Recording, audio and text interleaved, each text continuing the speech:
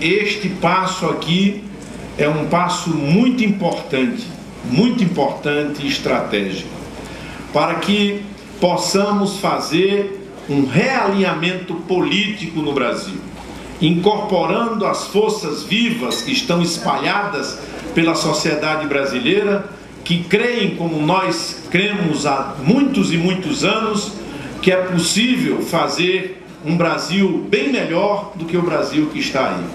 Que é possível e é necessário e é imperativo melhorar o país e fazer com que o país não saia dos trilhos, como nós vemos hoje a percepção na sociedade brasileira, onde a gente conversa, seja de um assentamento rural no interior do Nordeste, a periferia de uma grande cidade no Sudeste, numa pequena propriedade no sul do país, ou em qualquer cidade na Amazônia Legal que vamos, nós temos a clara percepção, que é a mesma do Cerrado pelo táxi, a clara percepção que as pessoas estão vendo que o país parou, que o país saiu do trilho que vinha, com idas e vindas, acertos e erros.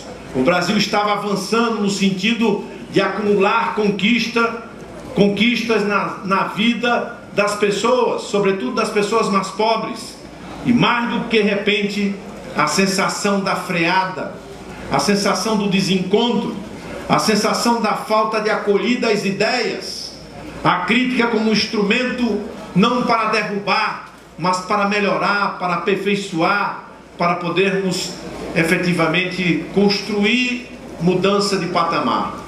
Essa percepção clara nos impõe e nos impôs a nós do PSB, sobretudo, que ajudamos a construir a vitória do atual governo em 2010, a tomarmos uma decisão unânime no nosso partido, na nossa direção, a decisão mais dura, até porque não sabíamos que haveria esse encontro que ora vai se alargando e cada dia que passar será mais largo com a sociedade brasileira, com os militantes das lutas históricas que travamos.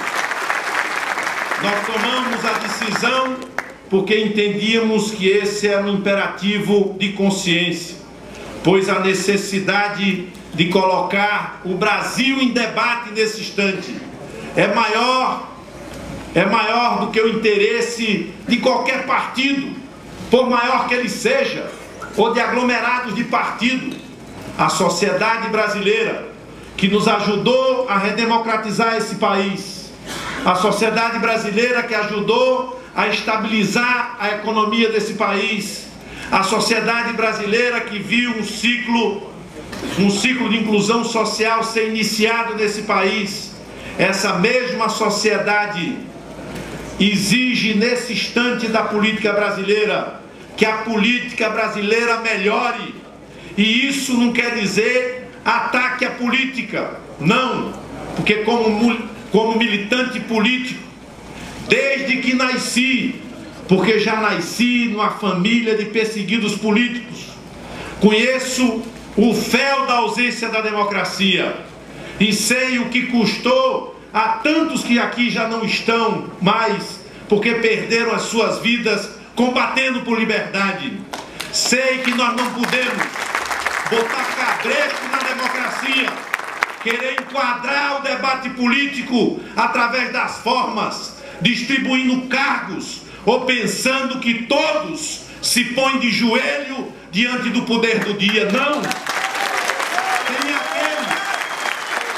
Tem aqueles que carregam na consciência o dever de lutar e lutar sempre pelas grandes causas, de se rebelar quando é a hora de se rebelar contra as injustiças que ainda marcam a cena brasileira, contra o patrimonialismo que ainda afronta a consciência brasileira, contra a política que degrada a atividade mais nobre numa sociedade, que é a atividade política. É contra exatamente esse estado de letargia que nos incomodava, que nós vimos e aplaudimos o que fez o povo brasileiro em junho. Foi às ruas, para dizer que queria ir adiante. E todas as vezes que o povo dessa nação foi às ruas, anunciou mudanças, anunciou melhoras.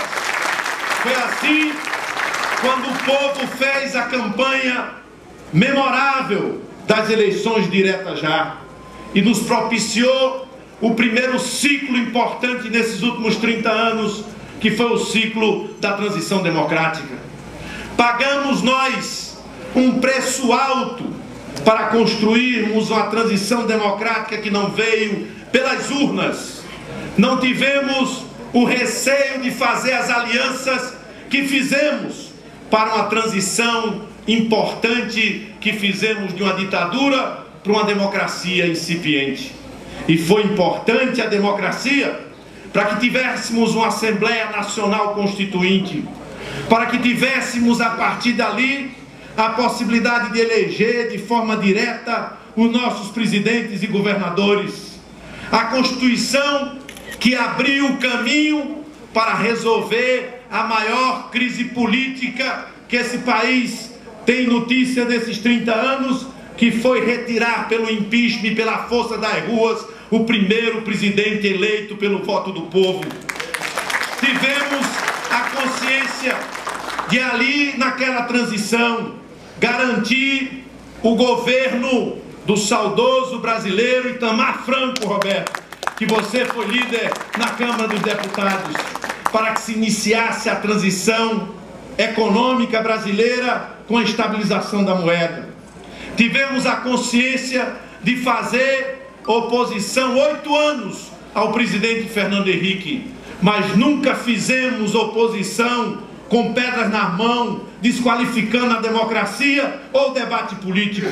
Sempre fizemos com ideias, com sugestões, com pontos de encontro. Tivemos a consciência de ver o povo nas ruas em 84, em 92, e vimos o povo brasileiro ir às ruas para eleger o primeiro filho do povo brasileiro, presidente da República, com o nosso apoio. E vimos um governo se iniciar com esse conjunto que está aqui. E ninguém que está aqui, que participou, se arrepende de ter emprestado a sua militância, a sua história, a sua correção no trabalho a este projeto. Mas da mesma forma que nos empenhamos, da mesma forma que participamos, que ajudamos por dentro e ajudamos por fora na luta pelas conquistas que vimos na vida pública brasileira nos últimos anos, tivemos a capacidade de sair pela porta da frente, de dizer que esse pacto social novo que está no seio da sociedade brasileira não tolera mais esse velho pacto político que mofou e que não vai dar nada de novo e de bom para o povo brasileiro.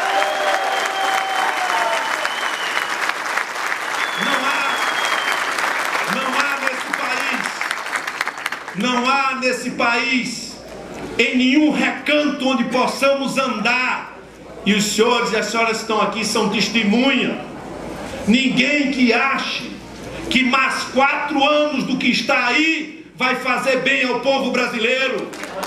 Não tem ninguém, nem eles mesmos. Vamos fazer esse debate com energia, com capacidade política.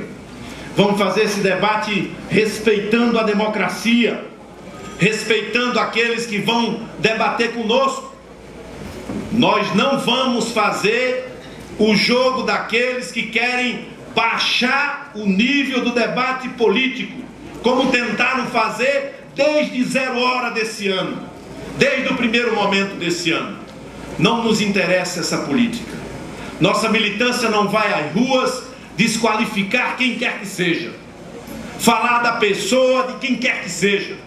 Nossa militância vai às ruas com a nossa história, vai às ruas com as nossas ideias, vai às ruas com a convicção de quem sabe ganhar e saberá fazer os compromissos com a sociedade virarem realidade na vida do nosso povo. Nós não tememos debate, Não tememos o desespero que já se bate sobre alguns que não pensam na nação e pensam só em ficar agarrado na máquina do Estado, que desesperam na perspectiva de perder uma eleição que efetivamente vão perder. Temos clareza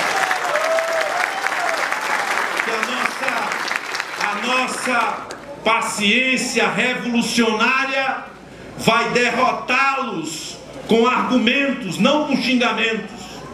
Vai derrotá-los com projetos, numa visão de futuro sobre esse país, com planejamento estratégico, podendo mostrar ao Brasil que nós estudamos o Brasil, que nós fomos buscar a inteligência brasileira em muitos quadrantes desse país para nos ajudar a encontrar os caminhos, porque nós temos consciência que haveremos de fazer esse país muito melhor do que ele é hoje. Temos consciência que os eixos que escolhemos já dizem claramente o caminho, o jeito de caminhar, mas também os eixos escolhidos nos diferenciam, nos deixam muito claramente colocados no espectro político brasileiro. Quando nós falamos de Estado e democracia de alta intensidade, nós colocamos a nossa visão de Estado. O Estado brasileiro precisa estar mais próximo do povo brasileiro.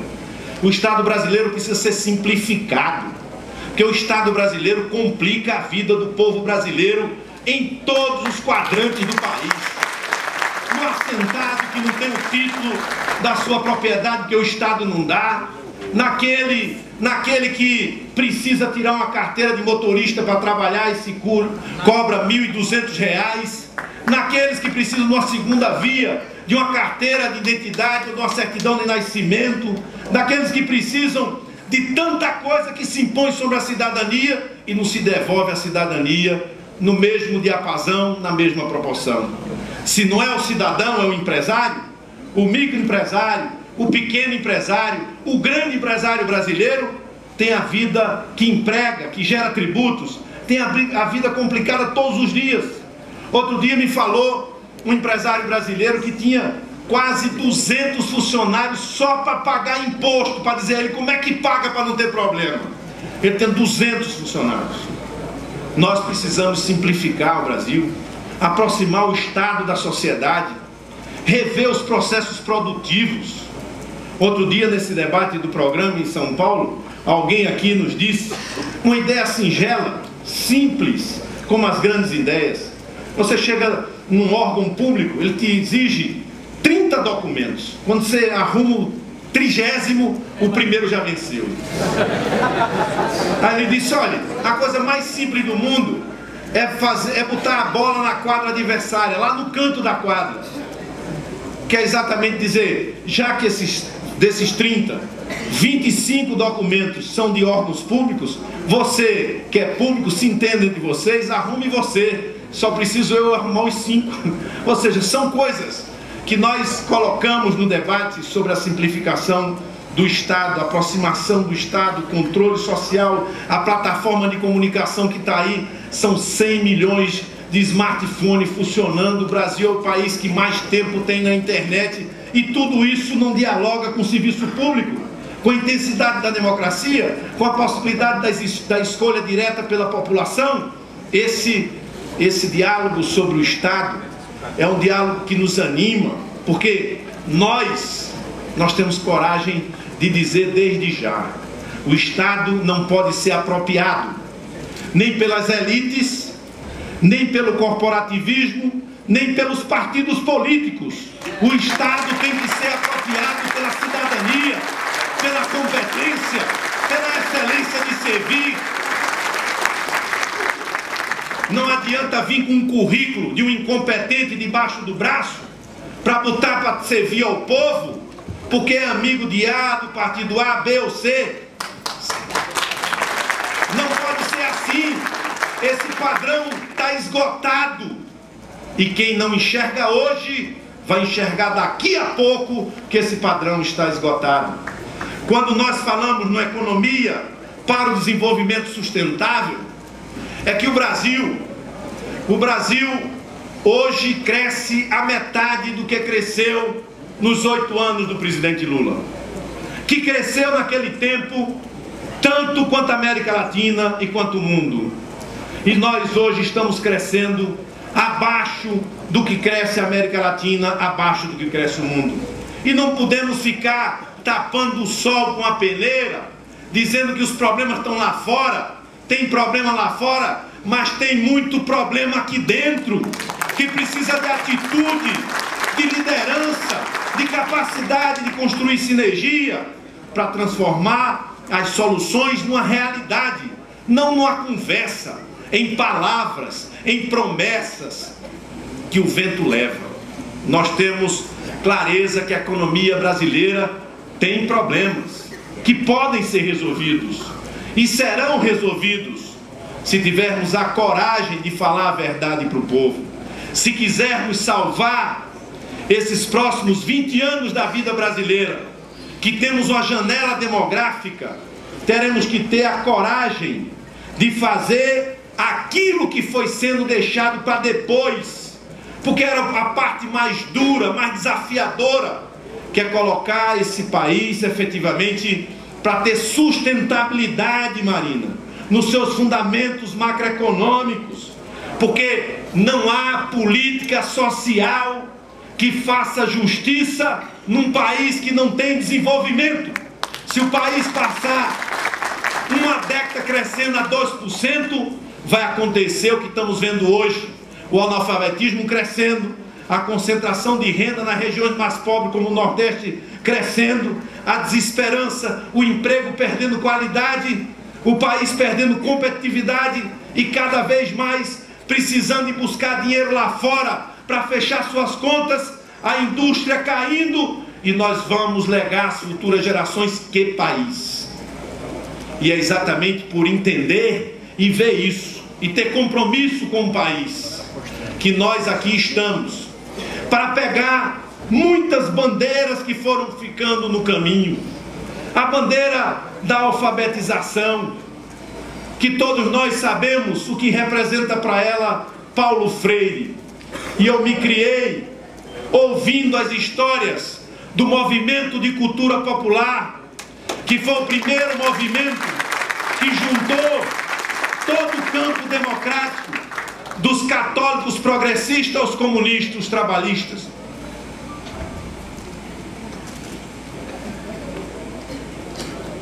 Para levar a educação como um direito para as periferias da cidade vermelha do Recife. Eu vi a importância que aquilo foi depois para embalar a formação de tantos na educação, com o valor da educação contextualizada. Tenho consciência de que, se esse processo continua nesse diapasão, o Brasil vai perdendo cada vez mais a altura, e quem vai pagar primeiro essa conta vai ser, como sempre, os mais pobres, os trabalhadores, as regiões mais frágeis economicamente do país. Por isso, temos que recolher as bandeiras que foram ficando no caminho e ter coragem de levantá-las com a nossa história, a história de quem nunca transigiu nos valores democráticos, de quem sempre esteve junto das propostas mais avançadas de transformação da sociedade. E é por isso que vejo o abraçar da educação como eixo estratégico e fundamental. A cultura, que é a espinha dorsal de um povo, a educação que pode estruturar de forma definitiva uma nação, aliada à capacidade de fazer ciência e transformar ciência em inovação, é o caminho para transformar de forma definitiva a vida dos brasileiros mais pobres. E se temos que ter uma prioridade, a prioridade tem que ser a educação, radicalizar na prioridade. Uma escola em que a comunidade participa, Uma escola onde o povo, ao levar os seus filhos à porta da escola, terem a consciência que estão entregando os seus filhos na porta de um templo que haverá de transformar a vida daqueles cidadãos. Eu sonho e é bom sonhar, porque muitos dos sonhos que eu tive viraram realidade. Eu sonho em ver um dia um cidadão da classe média, ou um executivo, ou um empresário, seja da indústria, do serviço, ou do sistema financeiro, diante do seu computador, buscando matricular seu filho na escola pública brasileira. E para fazer isso, tem que ter coragem, sabe por quê? Porque não se vê o resultado disso em 4 anos de um mandato, ou em 8 anos de um mandato. Se vê isso em décadas. Mas é preciso fazer o que foi sendo deixado para ontem. Eu tenho visto no meu estado tem a maior rede de escolas em tempo integral do Brasil. Nós temos em Pernambuco tantos alunos no ensino médio em tempo integral quanto tem todo o Sudeste brasileiro. E eu sei o que essas escolas integrais fizeram na vida de muitos filhos dos cortadores de cana da Zona da Mata, na vida de muitos filhos da agricultura familiar do sertão seco, de uma seca de 3 anos ininterruptos, na vida de muitas mães que criam seus filhos sozinhos na periferia, sozinhas na periferia do Grande Recife. Botar essas crianças na universidade, nas escolas técnicas, no mercado de trabalho, para compreender o mundo, para querer participar no seu bairro, para querer mexer com a escola mais e mais. A emoção de ver essas crianças selecionadas por mérito, fazendo intercâmbio no estrangeiro, para se apropriar de uma segunda língua. Eu sei, se a gente quer possível fazer, tem que ter capacidade política de juntar gente assim, para fazer o que tem que ser feito, e não ficar fazendo aquilo que a gente sabe que não deve ser feito. E nós temos clareza de que este eixo será estratégico. As políticas sociais no Brasil foram muito importantes e serão sempre importantes num país desigual como o nosso, mas elas precisam ser protegidas pelo crescimento da nossa economia com qualidade, porque senão é enxugar gelo, senão a gente não segura as conquistas que elas trouxeram. Nós precisamos ampliá-las, criar sinergia entre elas, focar elas com educação, mas sobretudo ter a capacidade de alargar os seus horizontes. O novo urbanismo e o pacto pela vida é uma exigência de um país que, diferente do mundo, que em 2007 chegou a ter metade da população no campo, metade nas cidades, já vamos em 85% nas cidades. E nós sabemos que sobre as cidades hoje há um grande estresse na busca de serviços públicos que não têm a capacidade de resposta que nós gostaríamos de ver, que precisam melhorar. E a população brasileira acordou e fez um raciocínio. Tantos falam isso aqui, outros falam lá, e a gente vai juntando. Hoje estava falando pela manhã com Marina. A população pensa, olha, se foi possível pôr fim a um regime autoritário que prendeu, que matou, que torturou, se foi possível fazer essa transição, por que não é possível fazer uma política de segurança pública que proteja os pobres, os pretos, os despossuídos, as mulheres, as crianças, os gays, as lésbicas, da violência urbana, doméstica? Por que não é possível? Porque fica um jogando o problema para cima do outro. Tem que todo mundo ir para cima do problema e dar o problema que ele gosta, porque tem gente que dá o problema que ele não gosta, que é intimidade. Dá solução. O problema gosta de solução. Dá solução aos problemas. As pessoas olham assim e dizem, ora, foi possível pôr fim em 20 anos de inflação. Os mais jovens não sabem nem o que é isso. A geração dos meus filhos já não sabe o que é isso, mas nós que sabemos. Se foi possível pôr fim à inflação, por que não é possível pôr fim a essa desestruturação que se vive na área da saúde no Brasil e enfrentar ela sistemicamente, desde a ação básica, a média complexidade, tratando com respeito à população, priorizando os recursos, focando os que mais precisam, e não ter um bocado de programinha, muitas vezes com repercussão, impacto zero no meio do povo, que poderia drenar os recursos para aquilo que toca a vida da maioria da nossa gente. E o povo pensa e pergunta isso, por isso que é uma saúde melhor, que é uma segurança diferente. E muitos perguntam se foi possível arrumar dinheiro para que os bancos emprestassem dinheiro a gente para comprar motocicleta e carro, porque não é possível arrumar dinheiro para fazer metrô, para fazer presta de ônibus, para fazer um transporte coletivo de massa de qualidade, ciclovias. Por que não é possível? Porque não é possível revisitar o debate sobre o desenvolvimento urbano das cidades, para que as cidades possam morar e trabalhar e viver próximos, sem tanto deslocamento. Nós temos e assistimos as pessoas dizerem também, muitas pessoas fazendo esse raciocínio, um raciocínio que nos impõe uma pauta, que não é a pauta do mais simples, é a pauta do que ficou mais complexo.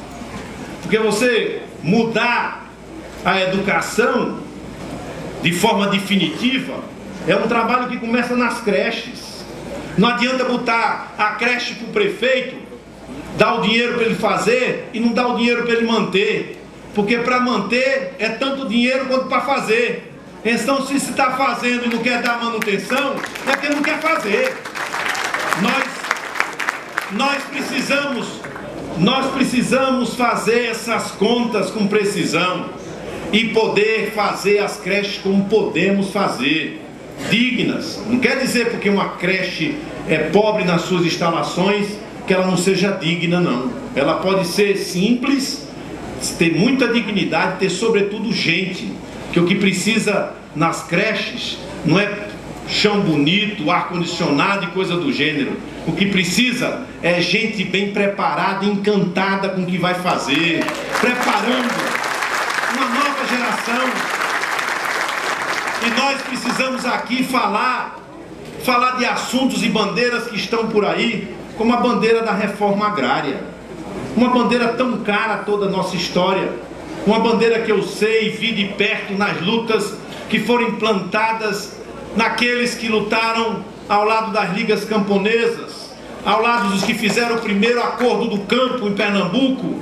E nós conversamos com os companheiros que lutam no campo e sentimos tanto uma sensação de abandono, de distância, de falta de diálogo, de investimentos, efetivamente de presença do Estado brasileiro.